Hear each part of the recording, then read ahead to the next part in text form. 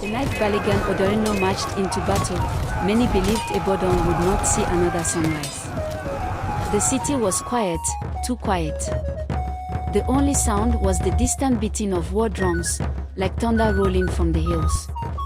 Mothers clutched their children close, whispering desperate prayers. Men sat with faces pale, their spirits heavy. The whispers spread like wildfire. The Ekiti Poropo are coming. There are too many. This might be the end of Ibadan. Ah! Remember those nights with Baba Agba?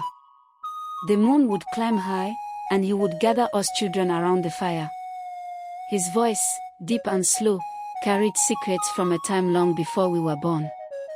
He would lean close and say, "Let me tell you about the man who stood against that fear.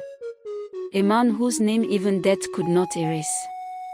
His name was Balogun Oderinlo, the shield of Ibadan." In those days, Yorubaland was broken. The Oyo Empire had crumbled, leaving the land shattered like clay. Villages rose against villages. Alliances were made and broken. The sound of drums never meant dance, it meant war. And Ibadan, young but fierce, stood in the middle of that storm. Every rival dreamed of crushing it. But at its front stood Oderinlo, Balogun of Ibadan. Baba Agba would always pause here, his eyes sharp like firelight, and whisper, Oderinlo was not the tallest. He was not the loudest. But when he entered the camp, even the strongest warrior sat straighter. He walked like a man who had already shaken hands with death, and no longer feared it. Then came Ikirun. Ogun Jalumi. The war of the flood. Why the flood? Because the Ekiti Poropo alliance came in numbers so great, they poured across the land like a swollen river. They had the Ijesha, the Ekiti, even Ilorin fighters by their side. Spears, arrows, war drums, their chants made the earth tremble. Their goal? To wipe Ibadan away forever. When the news reached Ibadan, fear spread like cold wind. Some whispered, "Let us run." Others clutched their children, certain they would be carried away as slaves. But Oderinlo stood tall before his warriors. His voice cut through the fear like a blade. "If Ibadan falls, where will your children sleep? If we must die, let it be with our faces forward, not our backs turned." The camp fell silent. Then slowly, shields began to thunder. Warriors struck their spears against the ground. One by one, they roared his name. The march began. Dust rose with every step. Amulets dangled across their chests, cowries and shells clattered with their movements. Drums echoed like the heartbeat of the earth. Villagers they passed whispered in awe. There go the men of Ibadan, led by the lion, Oderinlo. At dawn, the two armies faced each other. The flood of Ekiti Poropo stretched far, their chants filling the morning air. Ibadan's warriors stood smaller, fewer, but unshaken. The horn blew. Arrows blackened the sky.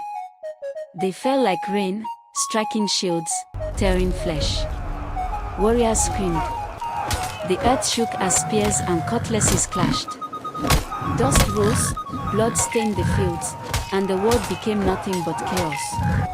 At first, Ibadan faltered. Their line bent beneath the flood. Fear crept in again. Warriors looked to one another, could they truly hold? But then, Oderinlo. He was there, not at the back, not hiding. No. He was in the storm. Shield in one hand, cutlass in the other, his face scarred, his voice roaring like thunder. Where the line broke, he stood. Where spirits fell, his voice rose. Where hope died, his courage set it aflame again. Baba Agba's voice would always soften here, almost a whisper. They say he fought like a man with no tomorrow, as if he had already given his life, only to ensure Ibadan lived on. The battle raged for hours. Spears broke. Shields shattered. The dust was thick, the cries endless. Men fell, but others rose. And slowly, step by step, Ibadan pushed back. Oderinlo's fire had spread into every heart. By sunset, the flood had broken. The Ekiti Poropo were forced back. The field lay silent but soaked in blood. Arrows scattered like fallen rain. Smoke curled into the sky. Ibadan had survived. It was no easy victory. Wives wept for husbands, mothers for sons. But the city stood. And from that day, Ibadan became stronger, feared across Yorubaland. And Oderinlo. His name became eternal. Not for riches, not for fame, but because, when the storm came, he became the shield of his people. Baba Agba would always end with these words. Children, true strength is not how loud you shout, but how firmly you stand when your people need you most.